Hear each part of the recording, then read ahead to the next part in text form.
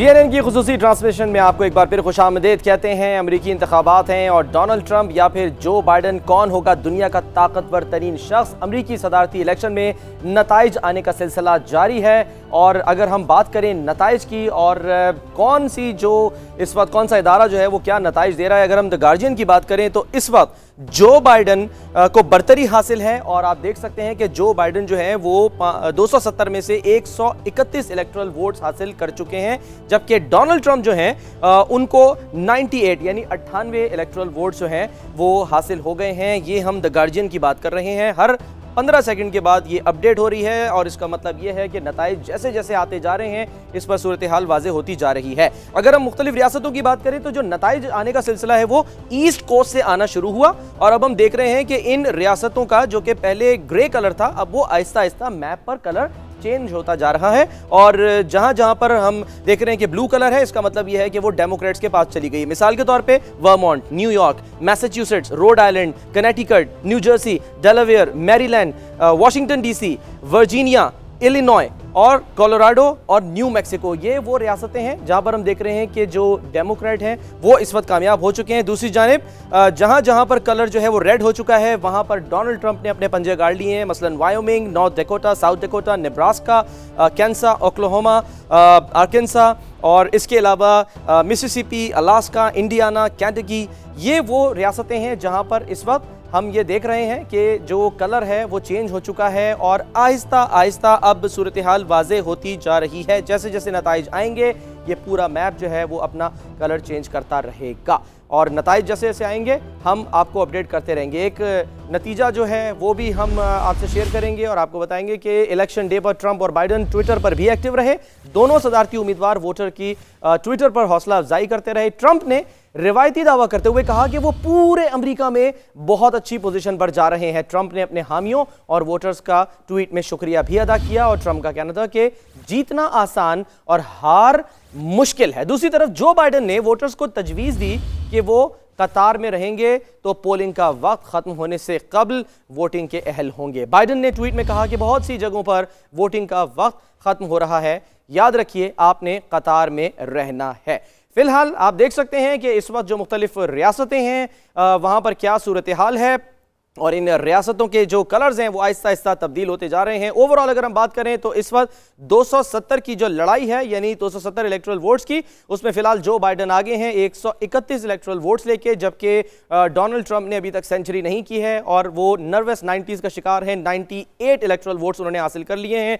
East coast से रियासतों के नताइज आना शुरू हुए और वो नताइज जो हैं अब तेज़ी से बढ़ते जा रहे हैं और टूवर्ड्स वेस्ट जा रहे हैं। उसकी वजह यह कि जो टाइम जोन है उस हिसाब से जो ईस्ट कोस्ट की रियासतें हैं वहाँ पर आगाज़ जल्दी हो जाता है वोट डालने का सिलसिला और उसके बाद जैसे ही वोटिंग का वक्त मुकम्मल होता है तो फिर नताइज भी आना शुरू हो जाते हैं। तो ये है इस वक्त सूरत हाल ट्रंप वर्सेस बाइडन। उसमें हम देख सकते हैं कि जो रोड टू 270 है उसमें जो बाइडन फिलहाल आगे हैं। 131 इलेक्टोरल वोट्स उन्होंने हासिल कर लिए हैं, जबकि डोनाल्ड जे ट्रंप जो कि अपनी दूसरी बारी के लिए लड़ रहे हैं। फिलहाल आप देख सकते हैं कि क्या सूरत हाल है। अगर हम रियासत दर रियासत चलें कहाँ पर क्या सूरत हाल है तो वर्जीनिया में 49% नताइज आ चुके हैं और उसके बाद हम ये देख रहे हैं कि जो बाइडन यहाँ पर 43% इन वोटों से हासिल कर चुके हैं, जबकि डोनाल्ड ट्रंप जो हैं वो 54% लेकर वर्जीनिया में इस वक्त लीड कर रहे हैं।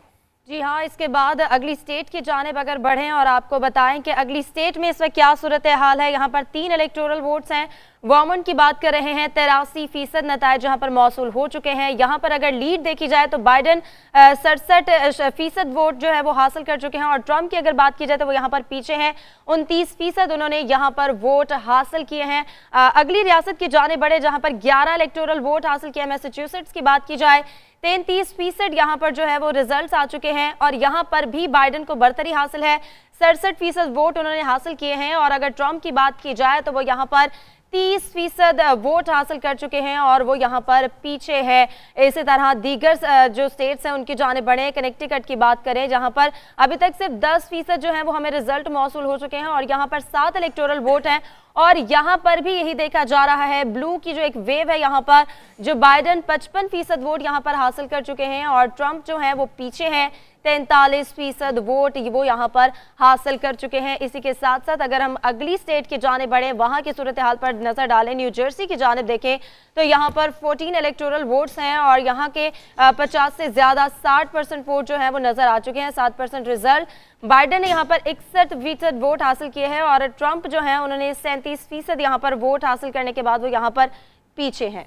तज्जियाकारों से हम राय भी ले रहे हैं, उनका तबसरा, उनका तज्जिया भी शामिल कर रहे हैं और इंतहाई मोतबर तज्जियाकार डॉक्टर अदनान रसूल साहब जो हैं वो इस वक्त हमारे साथ मौजूद हैं और हम उनसे मुस्तकिल इस बारे में गुफ्तगू भी कर रहे हैं, उनका मौक़िफ़ भी जान रहे हैं और आम ज़बान में समझने की कोशिश कर रहे हैं कि आखिर ये जो इंतखाब है ये किस तरफ जा रहा है और क्या इसमें सूरत हाल देखने को मिलेगी। अदनान रसूल साहब, अगर हम इस वक्त सबसे पहले ज़रा मौजूदा हालात की बात कर लें तो हमें ऐसे मनाजिर देखने को मिले कि बाज़ रियासतों में ख़ासकर अगर हम बात करें कि वाशिंगटन DC की, तो वहाँ पर वाइट हाउस के बाहर हमने देखा कि दीवार जो है वो खड़ी कर दी गई है क्योंकि ख़दशात हैं कि नताइज जो भी हों किसी भी जानिब से अगर कबूल नहीं किए जाते तो फिर प्रोटेस्ट जो हैं उनका ख़दशा है, उनके ख़दशात मौजूद हैं कि इस तरह के प्रोटेस्ट हो सकते हैं, जिससे बचने के लिए, जिस सिचुएशन को कंट्रोल करने के लिए इस वक्त सूरत हाल ऐसी है। ऐसा ही है? समान, थैंक यू। उसके अंदर यह है कि वो एक प्रिकॉशनरी मेजर लिया गया है जो कि इलेक्शन से पहले हमेशा लिया जाता है, कि जिसके अंदर फेडरल बिल्डिंग्स को या बिजनेसेस को बोर्ड अप किया जाता है क्योंकि प्रोटेस्ट होने का चांस है। अगर आप पिछले 6 महीने की बात देखें तो अमेरिका के अंदर जिस तरह के ब्लैक लाइव्स मैटर्स के प्रोटेस्ट हुए हैं या इवन प्रेसिडेंट ट्रंप के सपोर्टर्स ने जिस तरह सड़कें ब्लॉक की थी अभी 3 दिन पहले, तो उसका एक ख़तरा था और ये सारा प्रिकॉशनरी मेजर है। एक्चुअल वायलेंस होने का चांस बहुत कम है। उसके बारे में खदशात ज़रूर थे बट उसका एक्चुअल होने का खदशा अभी भी बहुत कम है।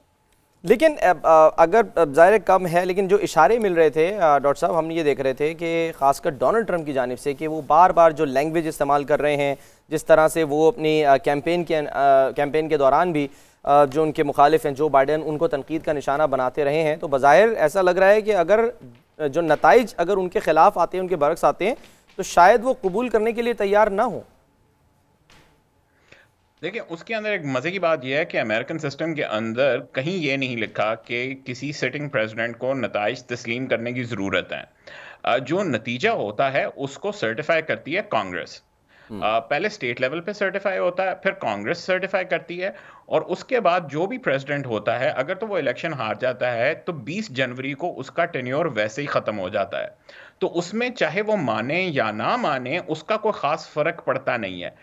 प्रेसिडेंट ट्रंप इस तरह की बात क्यों करते हैं, उसका बुनियादी अगर आप देखें उनकी जो लॉजिक है वो ये है कि वो अपने सपोर्टर्स को बताना चाहते हैं कि जी मैं इतनी जल्दी भागने वाला नहीं हूं, मैं डट के मुकाबला करूंगा और मैं तब तक डटा रहूंगा जब तक पूरे के पूरे रिजल्ट नहीं आते हैं। और जब पूरे रिजल्ट आएंगे तो उसमें आप देखेंगे कि मैं ही फातेह हूं और मैं यहीं व्हाइट हाउस में बैठा रहूंगा। तो ये एक तरीकाकार है अपने सपोर्ट बेस को इनकरेज करने का कि डरने की जरूरत नहीं है, हम लोग डट के खड़े में हैं। बिल्कुल, लेकिन अगर नताइज उनके जो उम्मीदें हैं उसके खिलाफ आते हैं तो वो रखना तो डाल सकते हैं किसी ना किसी तरीके से। वो मुमकिनात क्या हैं जिसमें वो रखना डाल सकते हैं? वो अपने आप को इस पोजीशन में ला सकते हैं कि जहां पे वो क्वेश्चंस रेज कर सकते हैं, जहां पे वो रीकाउंट की डिमांड कर सकते हैं, जहां पे वो इस प्रोसेस को लिटिगेट कर सकते हैं। रिपब्लिकन पार्टी काफी अरसे से हमेशा इलेक्शन के बाद रिजल्ट्स को लिटिगेट करती है। जिस तरह आज आप देखेंगे कि पेंसिल्वेनिया के अंदर, ओहायो के अंदर और इवन टेक्सास के अंदर बहुत ज्यादा जो रिजल्ट्स आएंगे वो सीधे लिटिगेशन में चले जाएंगे। मेरा नहीं ख्याल कि आप पेंसिल्वेनिया या ओहायो या मिशिगन के रिजल्ट्स को आज सर्टिफाई कर सकेंगे। उनको सर्टिफाई करने में 6 या 8 दिन लग सकते हैं। तो प्रेसिडेंट ट्रंप का जो इस वक्त प्लान ऑफ एक्शन या स्ट्रैटेजी है वो ये है कि जितना इसको खींचा जा सकता है खींचा जाए और एक डाउट क्रिएट किया जाए ताकि लोग सोचें कि वाकई ये जो रिजल्ट्स आए हैं वो जेन्युइन थे या नहीं थे। इसी तरह प्रेसिडेंट बुश की कैंपेन ने 2000 के अंदर फ्लोरिडा के अंदर बिल्कुल यही किया था और एंड में जाके प्रेसिडेंट बुश सुप्रीम कोर्ट की रूलिंग की बिना के ऊपर प्रेसिडेंसी को संभाल सके थे, ना कि पॉपुलर वोट से या इलेक्टोरल कॉलेज की फतह से। और वो बड़ा मारूफ जो है वो केस था, बहुत ही मशहूर वो मामला हुआ था। इस तरह जो जिन रियासतों की आप बात कर रहे हैं, मिशिगन की या ओहायो की, तो इस तरह तो लगभग ये तो कोई 40 के करीब हम कह सकते हैं कि इलेक्टोरल वोट्स होंगे, या शायद इससे भी ज़्यादा, जो कि खटाई में जिनका मामला पड़ सकता है। जी, तकरीबन बेसिकली 5 स्टेट्स हैं जो कि इस पूरे मामले को खटाई में डाल सकती हैं, जिनमें से सबसे पहले पेंसिल्वेनिया है, दूसरी ओहायो है, तीसरी मिशिगन है, एरिज़ोना है और उसके बाद टेक्सास। क्योंकि टेक्सास के बहुत ज़्यादा रिजल्ट्स के ऊपर रिपब्लिकन पार्टी की तरफ से मल्टीपल लिटिगेशन और मुकदमे ऑलरेडी लॉन्च हो चुके हैं।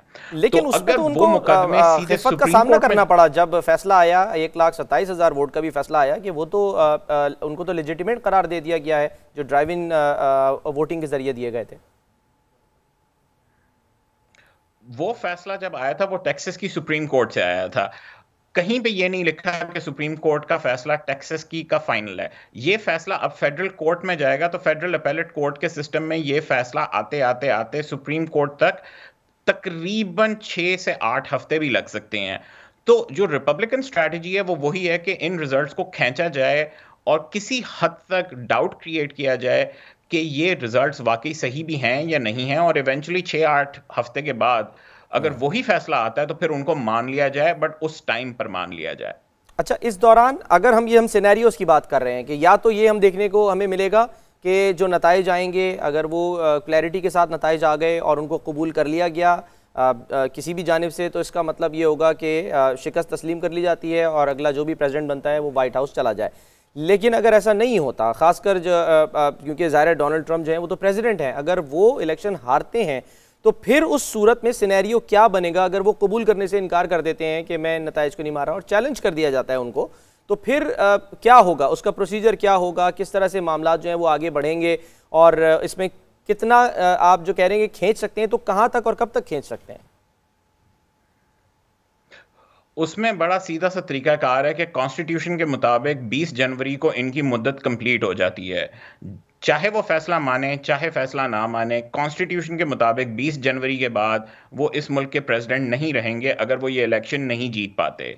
फिर कौन होगा? अगर अनाउंस नहीं होता मामला तो फिर यानी ऑटोमेटिकली हम देखेंगे कि अगर इस सिनेरियो में जो बाइडेन सदर बन जाएंगे, आप ये कह रहे हैं,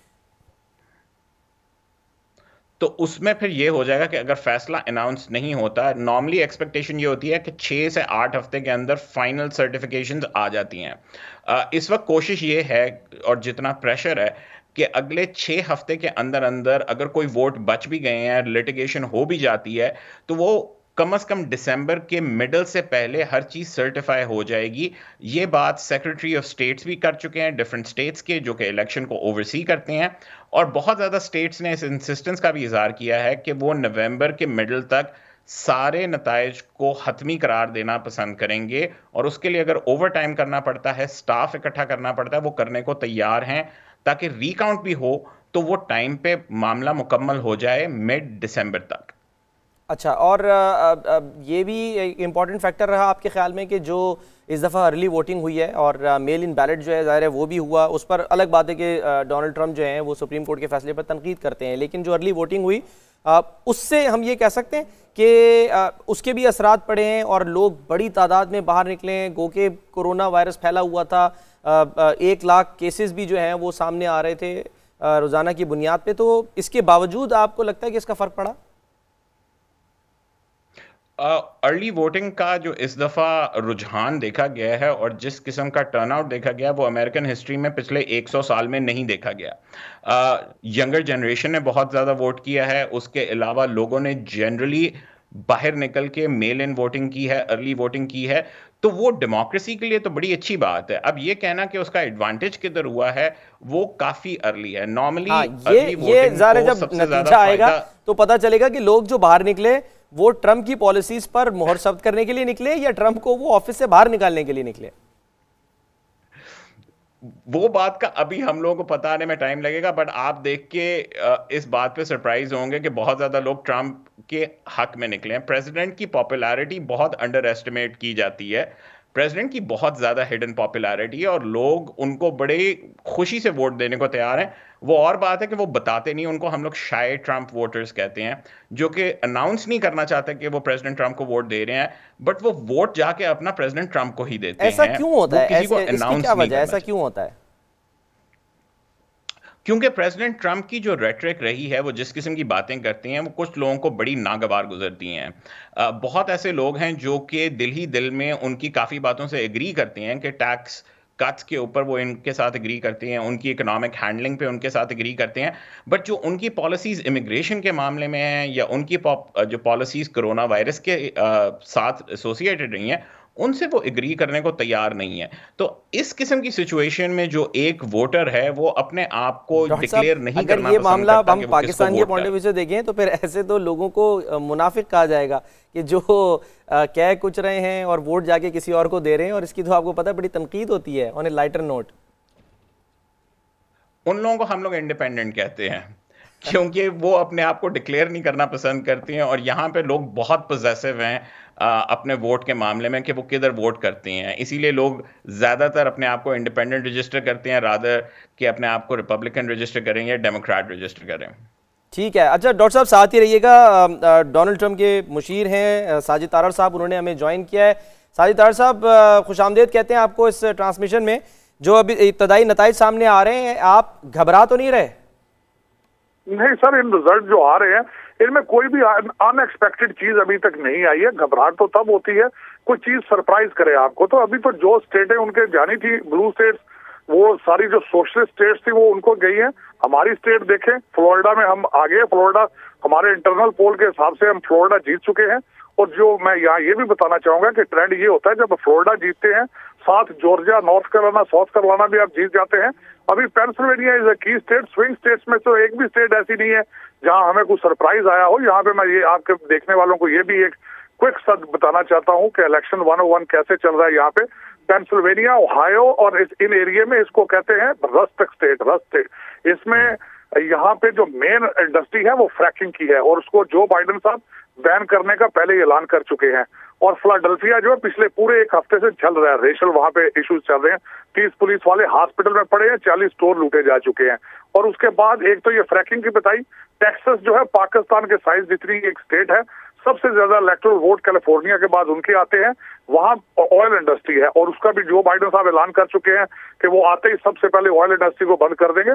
तो ये इतना आसान मुकाबला नहीं है जितना लोगों ने समझा था। हाँ, ये जरूर है। कितनी बड़ी साजिद तारड़ साहब जीत होगी अगर आप जैसे विस्कॉन्सिन की बात कर रहे हैं, जहां पर बड़ा वो नारा लगा केनोशा में ब्लैक लाइव्स मैटर का, मुजाहरे हुए, सब कुछ हुआ। फिर टेक्सास की हम बात कर रहे हैं, वहां पर भी फिलहाल जो इब्तदाई तौर पे जो नताइज सामने आ रहे हैं वो लीन टूवर्ड्स डोनाल्ड ट्रंप ही है। और फ्लोरिडा जो पिछली दफ़ा भी जीते, वहाँ पर भी कुछ ऐसी सूरत हाल देखने को मिल रही है। पेंसिल्वेनिया का आपने जिक्र किया, ओहायो का आपने जिक्र किया, जो रस्ट बेल्ट स्टेट्स कहलाती हैं। ये कितनी बड़ी जीत होगी अगर यहाँ पर वो अपना लोहा बनवा लेते हैं और सिक्का बनवा लेते हैं?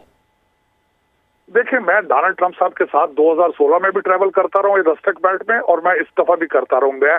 मैंने सबसे ज्यादा टाइम अपना खुद इस रस्टक बेल्ट में गुजारा है। मैं जितना लोगों का जमे गफीर देखता था, तिल रखने की जगह नहीं होती थी। वो मैं बार बार ये शेर कई दफा सुना चुका हूँ। वो कहते जाने ना जाने गुल ही ना जाने, बाग तो सारा जाने है। हमें तो नजर आ रहा था ये जो जमे गफीर देखते थे, सिर्फ CNN उसको देखना नहीं चाहता था, और उसी का एक प्रोपेगेंडा है जिसके ज्यादातर लोग जो है वो मरीज हैं। लेकिन हमें तो नजर आ रहा था कि ये जो स्विंग स्टेट्स हैं they will go after Donald Trump. उसकी वजह ये थी कि जो मैंडेट डोनाल्ड ट्रंप साहब ने 47 मंथ्स में डिलीवर किया है, जो बाइडेन 47 साल में नहीं वो कर सके। मैं ये भी आपको बताना चाहूंगा कि यहाँ पे इस वक्त अपोनेंट जो है वो जो बाइडेन नहीं है। इस वक्त यहाँ पे अपोनेंट CNN है, और जो दूसरा लेफ्ट विंग एजेंडा है उनका जो मीडिया का, क्योंकि CNN जो है वो जर्नलिज्म छोड़ के सियासत में आ चुका है। वो मुसलसल इनके गीत गाता रहा है। और मैं यहाँ पे एक छोटा सा उसका मैं वैलिड पॉइंट भी बताना चाहूंगा आपको कि जब हंटर बाइडेन, जो बाइडेन के लड़के की जब वीडियो लैपटॉप बाहर आया, तो फेसबुक और ट्विटर ने उनको सेंसर कर दिया। यहाँ तक के जो हमारे रिपब्लिकन सेनेटर और कांग्रेस है, उनके CEOs को कैपिटल हिल पे बुला के बताना पड़ा the definition of the freedom of speech. तो यहाँ पे अमेरिका में जो बाइडेन जो है वो तो बेचारा 47 साल से उसको तो होशो आवाज भी नहीं है कि वो आइदर सेनेट का इलेक्शन लड़ रहा है या प्रेसिडेंट का इलेक्शन लड़ रहा है। उसको तो यही नहीं पता होता स्टेट किस में खड़ा है, उसके ग्रैंड किड्स कितने हैं। तो असल में ये मसला जो है ये जो बाइडेन का नहीं है, मसला इस वक्त जो America going through a reform and it's almost a revolution going on. Tarar साहब, ये इस पे आप जाहिर इस पे आप क्रेडिट देंगे अमेरिका को या जो अमेरिकी जो हम ये कह सकते हैं कि रिवायात हैं उनको, कि इतनी सख्त शदीद तनकीद एक ऐसा चैनल जो कि पूरी दुनिया में ज़ाहिर देखा जाता है, जिसकी आप बात कर रहे हैं CNN की, और इस तमाम तर के बावजूद भी ऐसा नहीं है कि कोई पाबंदियां लगें या कहा जाए कि नहीं जी इसको बंद कर दिया जाए, कुछ ऐसी कोई सूरत हाल नहीं है। सवाल ही नहीं पैदा होता, फ्रीडम ऑफ स्पीच है। आप यहां तक देखें कि 2017 जो लोग थे डोनाल्ड ट्रंप की कैंपेन में, 2016 में, जिसमें मैं खुद शामिल हूं, FBI ने इन्वेस्टिगेशन की थी। डोनाल्ड ट्रंप साहब का जो कैंपेन मैनेजर है वो जेल में, अभी प्रिजन में। यहाँ पे तो डीप स्टेट भी है और दूसरी चीजें, लेकिन law and order, check and balance system इतना स्ट्रांग है कि प्रेसिडेंट खुद जो है वो कई चीजों में जाके बेबस हो जाता है। यहाँ पे बिल्कुल इस वक्त रेवोल्यूशन के हालात चल रहे हैं। एक तरफ सोशलिज्म है, दूसरी तरफ कैपिटलिस्ट सोसाइटी है। एक तरफ पे बेरा रवि चल रही है, दूसरी साइड पे कंजर्वेटिज्म है। अब देखें इनमें से आज रात क्या चीज निकलती है, लेकिन अमेरिका विल बी रिफॉर्म्ड, चाहे कुछ भी हो, लेकिन अमेरिका में बहुत बड़ी चेंज आएगी आज रात। जैसा आपने कहा कि चाहे कुछ भी हो, अगर नताइज जो हैं वो आपके हक में नहीं आते, डोनाल्ड ट्रंप के हक में, क्या स्ट्रेटेजी है? स्ट्रेटेजी उसमें देखें, डोनाल्ड ट्रंप साहब ने, जी मैं बताना चाहूंगा आपको, इस वक्त खदशात का इजहार कर चुके हैं प्रेसिडेंट साहब भी, और हम बिल्कुल सारे उनके साथ हैं। अमेरिका में प्रेसिडेंट मौजूद है कि मेल इन वोट्स के जरिए फ्रॉड होता है, होता रहा है। उसको एक वर्ड यूज किया जाता है यहाँ पॉलिटिकल दुनिया में, उसको कहते हैं हार्वेस्टिंग। एक बंदा घर से निकल के 400-500 वोट इकट्ठे करके घरों से ला के एक चर्च में या घर में बैठ के 400-500 वोट का भर के जाके उसको मेल इन कराता है। ये प्रेसिडेंट मौजूद है, नॉर्थ कैरोलिना में हो चुका है, और इसको हार्वेस्टिंग कहा जाता है। अगर उस तरह का कोई हथकंडा किया गया तो अल्टीमेटली किस तरीके से हम उसको एक्सेप्ट कर सकते हैं? हम अदालतों में जाएंगे, रिकाउंटिंग कराएंगे, जो हमारे कॉन्स्टिट्यूशनल राइट्स हैं हम उनको अवेल करेंगे। तो इस दौरान फिर मामला जो है वो आगे बढ़ेंगे कैसे? फिर ये तो फिर ये भी फिर इसका मतलब है कि बहुत कम ऐसा हमने तारीख में देखा होगा। नहीं, इस तरह अमेरिका की हिस्ट्री में पहले हो चुका है, एक नहीं कई दफा हो चुका है। मामला इस तरह चलेंगे आगे अमेरिका के कि Donald Trump is still president till the January 20th inauguration तक। तो उससे पहले कुछ चीज हो जाएगी। अदालतों में जब चले जाएं तो निजाम चलेंगे। American is the biggest democracy on the planet, the oldest democracy on the planet. Ultimately वो अपने वैल्यूज तो खराब नहीं होंगे, लेकिन उनको किसी को कायल करके बनाना होगा। ये जमहूरियत में डाका मारने की इजाजत हम नहीं दे सकते। ठीक है, यानी हम ये समझ लें कि जो रिवायती तौर पे होता आया है कि जैसे ही नताइज आते हैं तो उसमें अगर तो डोनाल्ड ट्रंप जीत गए तो वो अलग बात है, लेकिन अगर हार गए तो वो नहीं होगा कि वो फौरी तौर पे जो स्पीच करने से पहले ही अपनी जो है वो हार तस्लीम कर लेते हैं और मुबारकबाद भी दे देते हैं मुखालिफ को अपने। देखिए, नहीं मैं बताता हूँ उसका, वो देखिए अंडर गिवन सर्कमस्टांसेस पॉसिबल नहीं है। वो ना सिर्फ डोनाल्ड ट्रंप साहब, जो बाइडन भी नहीं करेंगे। वो सिर्फ उन सर्कमस्टांसेस में होता है जब कोई कैंडिडेट ह्यूज मैंडेट लेके स्वीप करे, उन सर्कमस्टांसेस की आप बात कर रहे हैं। लेकिन जब मुकाबला नेक टू नेक हो और जहां future of the nation stake पे हो, तो उस तरह उसको इतना लाइटली नहीं लिया जा सकता। यहाँ पे we are almost at the verge of becoming a socialist republic of America. तो इसको इस तरह नहीं छोड़ा जा सकता जिस तरह आप कह रहे हैं। The whole America, the people जो यहाँ पे जो समझते हैं कि अमेरिका की foundation is on capitalism and conservatism, वो लोग आखिरी दम तक लड़ेंगे कंजर्वेटिज्म और कैपिटलिस्ट सोसाइटी को बचाने के लिए। Socialism is almost impossible to come to America. ठीक है, बहुत बहुत शुक्रिया साजिद तारड़ साहब, आप हमारे साथ मौजूद। और GNN की ख़ुसूसी ट्रांसमिशन जारी है जिसमें नताइज आने का भी सिलसिला जैसे जैसे आ रहे हैं हम अपने नाज़रीन को बताते रहेंगे, दिखाते रहेंगे कि किस तरह से इस वक्त जो है वो नताइज अपडेट हो रहे हैं। और आपने बड़ी अहम बात सुनी डोनाल्ड ट्रंप के मुशीर की, साजिद तारड़ साहब की। वो कह रहे हैं कि अगर नतीजा हमारे खिलाफ आया तो इतनी आसानी से हम हार तस्लीम नहीं करेंगे।